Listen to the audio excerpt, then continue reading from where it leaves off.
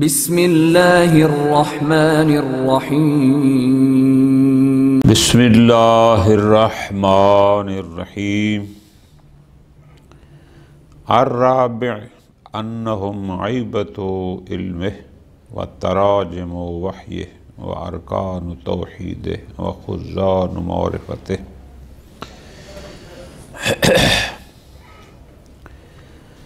موضوع چل رہا تھا اطاعت ائمہ کہ ہم شیعہ اثنا عشریہ ائمہ کی اطاعت کے وجوب کے قائل ہیں، اور وہ بھی اطاعت مطلقہ کے وجوب کے قائل ہیں۔ کیوں؟ آیت اللہ مظفر رحمۃ اللہ علیہ نے ایک عبارت کی، آیت اللہ خرازی داماد اللہ علیہ نے اس کو علیحدہ علیحدہ کر کے المقام الاول ثانی ثالث اس انداز میں اس کو بیان فرمایا۔ چوتھی اصل عبارت یہی ہے کہ انہوں نے فرمایا کہ یہ ائمہ اثنا عشر علم الہی کا مخزن ہیں۔ باقلو ایمانت ہوتا ہے نا، کوئی چمڑے کا کوئی برتن، کوئی ظرف، مراد یہ ہے کہ اس کا مخزن ہے، اس کی وحی کے ترجمان ہیں، اس کے احکام کی شرح کرنے والے، لوگوں تک پہنچانے والے۔ آگے ان کی تفصیل ہے کہ آپ کیوں سے کہتے ہیں، بہت پیاری باتیں ہیں کہ کس بنیاد پر ہم کہتے ہیں کہ ائمہ مخزن علم الہی ہیں، کس بنیاد پر ہم کہتے ہیں کہ ائمہ ترجمان وحی الہی ہیں۔ روایات کی روشنی میں خود معصومین علیہم السلام کی زبان مبارک سے جو بیان ہوا کہ ہم کیا ہیں، اس کی روشنی میں ہم کہتے ہیں کہ یہ علم الہی کا مخزن ہے۔ فرماتے ہیں انہم عیبۃ علمہ، وہ اللہ کے علم کا مخزن۔ باقی میں نے گزارش کی نا، لوگ ایمانت ہوتا ہے نا بھی کوئی صندوق، کوئی برتن، کوئی یہ، لیکن یہاں مراد یہ ہے کہ وہ مخزن ہیں۔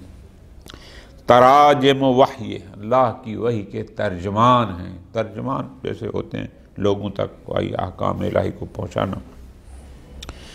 وارکان توحید، اس کی توحید کے ارکان ہیں۔ ہو نہیں سکتا کہ کوئی بندہ توحید خدا کا قائل ہو بغیر ائمہ کی معرفت کے، کہیں نہ کہیں وہ غلطی کر جاتا ہے۔ نہ ارکان ہے، آگے انشاءاللہ تفصیل۔ وخزان معرفت، یہ اس کی معرفت کے خزانے ہیں۔ ان کی پہچان سے، ان کی معرفت سے اللہ کی معرفت ہوتی ہے۔ انشاءاللہ آگے تفصیل پڑھتے ہیں۔ آیت اللہ خرازی فرماتے ہیں وَقَدْ رَفْتَ فِي مَا مَرَّ، یہ جو ہم نے اتنی ساری پیچھے بحث کی ہے، ایک بات کلیئر ہو گئی جس کے ہم نے بار بار یہ کہا کہ ان الائمۃ علیہم السلام ورثۃ علوم الانبیاء، کہ یہ ائمہ اثنا عشر آدم سے لے کر خاتم تک تمام انبیاء کے علوم کے وارث ہیں۔ بھائی ان کے پاس کہاں سے آ گیا؟ یہ تو دنیا میں ہی زمانہ پیغمبر میں امام بنے ہیں، پیغمبر کی رحلت کے بعد۔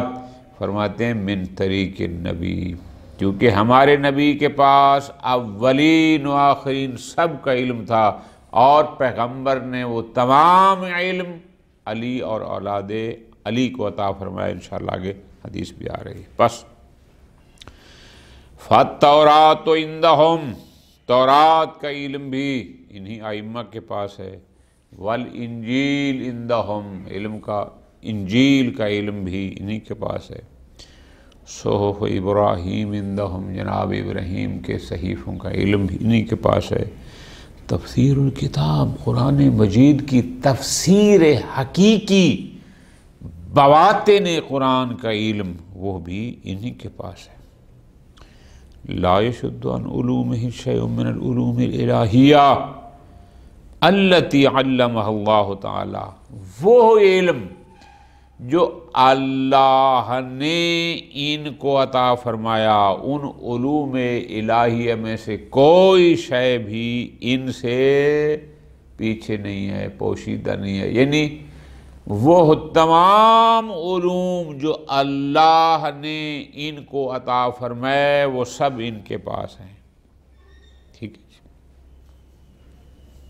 خیال کرنا، غلط فہمی نہ ہونا، یہ نہیں کہ ان کا علم اپنا ہے، نا، اللہ نے علم عطا فرمایا۔ ہم نے پیچھے تعلم امام کے بارے میں یہ بات پڑھی ہے، بہت غور کرنا۔ پس جب اللہ نے ان کو علم عطا فرمایا اور یہ علم الہی کے وارث ہو گئے اور وہ سارا ان کے پاس ہے، وَعَلَيْهِ فُهِمَا، اب بات سمجھ میں آئی کہ مرحوم مظفر نے جو کہا کہ ہم عیبت علم ہی، یہ اللہ کے علم کا مخزن ہے، مطلب یہ ہے کہ اللہ نے جو علم، جتنا علم وہ اللہ جانتا ہے کتنا دیا، ان کو عطا فرمایا، سب ان کے پاس محفوظ۔ بس اس بنیاد پر ہم سمجھ آ گئی کہ وہ تراجم وحی ہے، یہ کس بنیاد پر ہم کہتے ہیں کہ یہ ترجمان وحی الہی ہے، وخزان معرفت ہے۔ کیوں؟ وحیث ان المعرفت الکاملۃ الممکنۃ فی حد البشر بالنسبت الیہ تعالی عندہم، یہ ائمہ ہیں کہ جن کے پاس اللہ کی معرفت کاملہ موجود ہے، جو ایک انسانی حد میں ہوتی ہے۔ ایک انسان جس حد تک اللہ کی معرفت حاصل کر سکتا ہے، ہم انسانوں میں اتنی معرفت نہیں، لیکن ان کے پاس اللہ کی معرفت کاملہ موجود ہے، یعنی یہ عارف کامل ہیں اللہ تبارک و تعالی، ان کو پتہ ہے کہ الہ خدا کیا ہے، حقیقی معرفت ان کے پاس ہے، ہمارے پاس نہیں۔ فَبِهِمْ يُعْرَفُ تَوْحِيدُهُ تَعَالَى، انہی کے واسطے سے معرفت توحید ہوتی ہے۔ یہ سمجھاتے ہیں اللہ کیا ہے، نہج البلاغہ کے خطبات پڑھیں تو سمجھ آئے گی کہ کس طرح امیر المومنین اللہ تبارک و تعالیٰ کی توحید کو بیان کر رہے ہیں۔ وَهُمْ آنُوا ارکان توحید ہی، اور یہی ائمہ ہی اس کی توحید کے ارکان ہیں، ان کے ذریعے انسان توحید خدا کا عالم بنتا ہے اور توحید کی سمجھ آتی ہے۔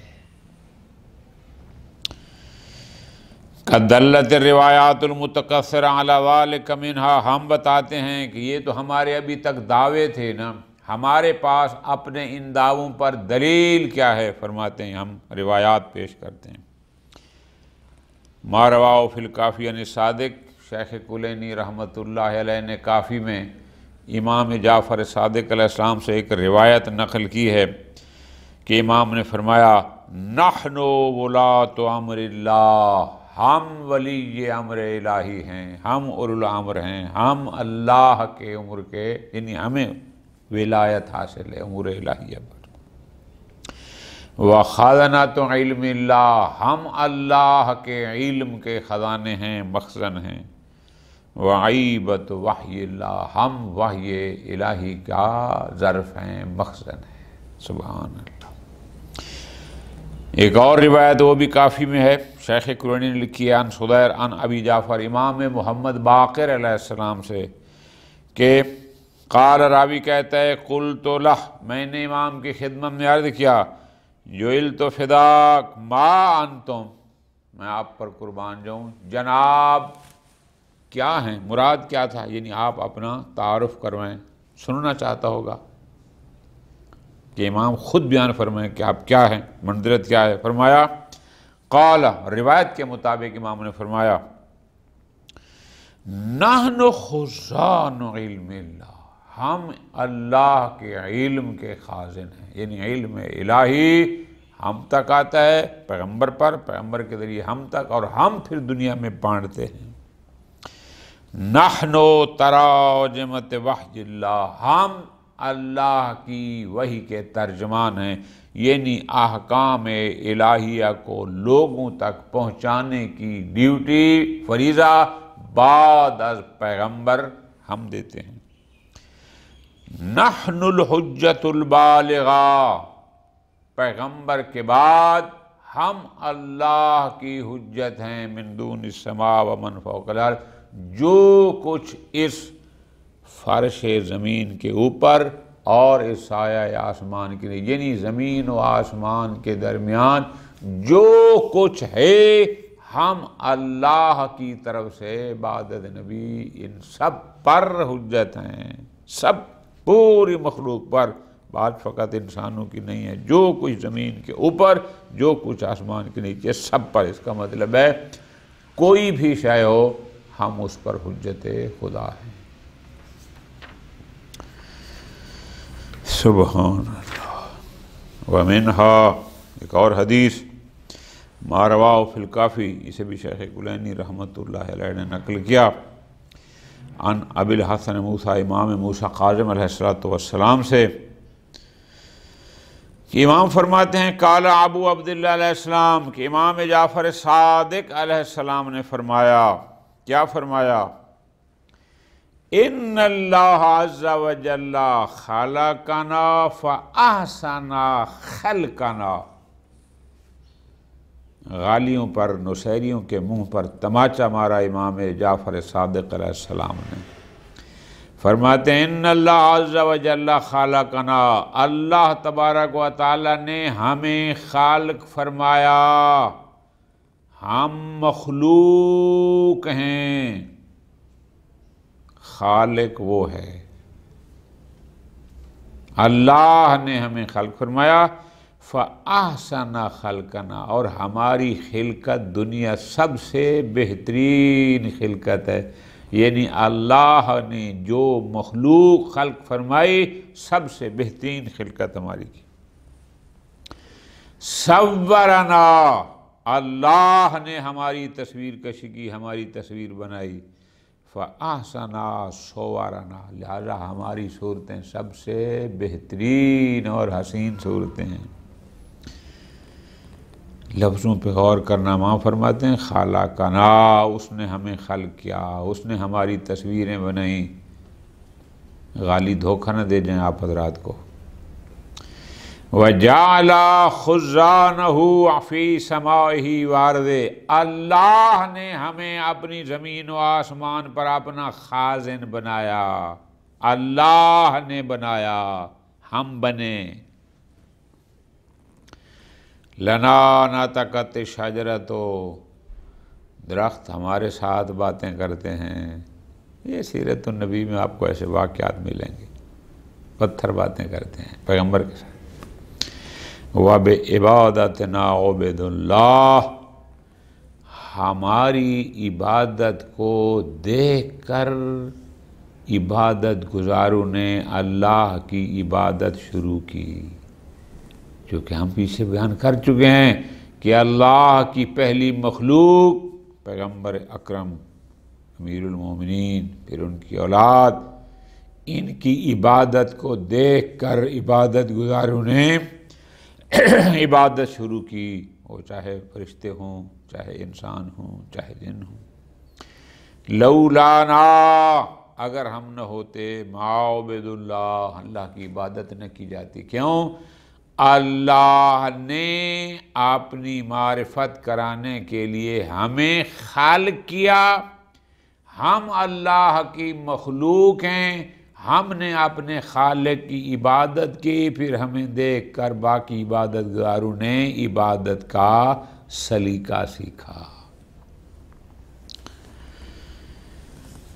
وَمِنْهَا مَا رَوَاهُ فِي الْكَافِي، ایک اور روایت ہے، یہ بھی کافی میں ہے، امام جعفر صادق علیہ السلام نے فرمایا، الْأَوْصِيَاءُ هُمْ أَبْوَابُ اللَّهِ عَزَّ وَجَلَّ، پیغمبر کے اوصیاء ابواب اللہ ہیں، اللہ تک پہنچنے کے دروازے ہیں، التی یؤتی منہا، کہ انہی دروازوں کے ذریعے ہی آیا جاتا ہے، یعنی جو اللہ تک پہنچنا چاہتا ہے، ابواب خدا، اللہ نے جس کو اپنے تک پہنچنے کا دروازہ قرار دیا ہے، اس کو دروازے سے آنا چاہیے، دیواریں نہیں پلنگنی چاہیے۔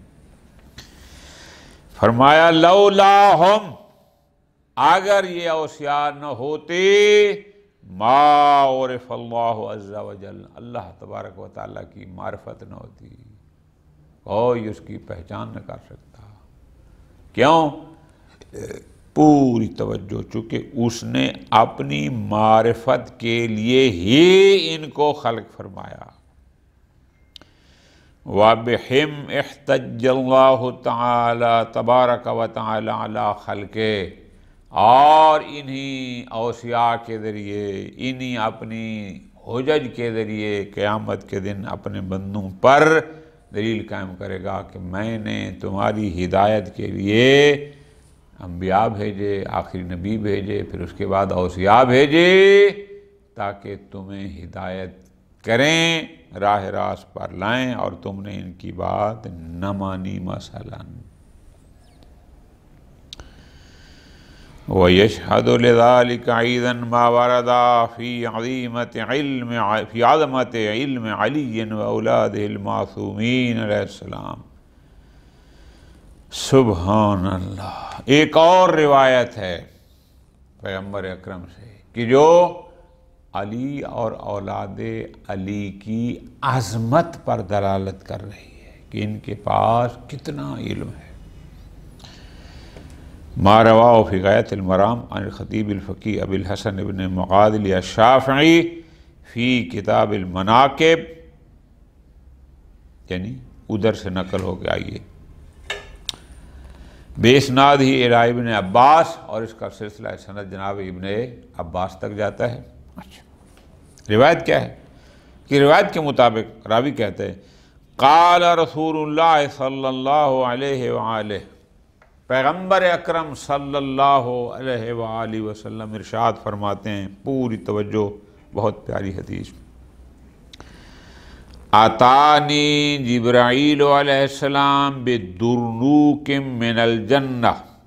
درنوک کہتے ہیں کپڑے کی ایک قسم کو، ٹکڑے کو بھی کہتے ہیں، قالین کی ایک قسم کو بھی کہتے ہیں، حیوان کی ایک قسم کو بھی کہتے ہیں۔ یہاں مراد کیا ہے کہ میرے پاس جبرائیل جنت سے ایک قالین کا ٹکڑا لے کر آیا، میرے پاس آیا، یعنی قالین، فرش، جو بھی آپ کارپیٹ کہہ لیں، جو بھی ترجمہ کریں، درنوک اس کو کہتے ہیں۔ فَجَلَسْتُ عَلَيْهِ، وہ جو جبرائیل جنت سے میرے لیے قالین لایا خاص قسم کی، میں اس پر بیٹھا۔ فَلَمَّ خِرْتُ بَيْنَ يَدَيْ رَبِّي، لفظی معنی تو ہے کہ جب میں اپنے رب کے سامنے ہو گیا، مراد کیا ہے؟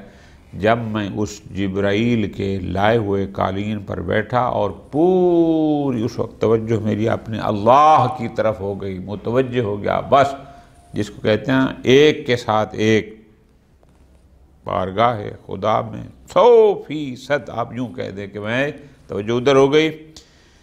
کلمانی، اللہ نے میرے ساتھ کلام کی، وَنَاجَانِي، اور میرے ساتھ نجوہ، نجوہ کہتے ہیں یعنی خصوصی بات کرنا، تنہائی میں بات کی میرے ساتھ، اور فرمایا فَمَا عَلِمْتُ شَيْئًا إِلَّا عَلَّمْتُهُ عَلِيًّا، جو کچھ مجھے اللہ نے علم دیا میں نے وہ سارا علی کو تعلیم کیا۔ اللہ تبارک و تعالی جس جس شے کا جو جو علم مجھے عطا کرتا گیا میں نے وہ سارا علی کو تعلیم کیا۔ اور آگے فرمایا فَهُوَ بَابُ مَدِينَةِ عِلْمِي، پس وہ میرے علم کے شہر کا دروازہ ہے۔ سبحان اللہ۔ ثم دعاہ الیہ، پھر ہمیں علی کی طرف بلایا، مراد کیا، اس کی طرف متوجہ کیا۔ فقال، فرمایا، یا علی سلمکا سلمی حربکا حربی، جو تیرے ساتھ صلح و سلامتی میں رہتا ہے وہ میرے ساتھ، وہ حربکا حربی، تیری جنگ میری جنگ ہے، یعنی جو تجھ سے جنگ کرے گا وہ مجھ سے۔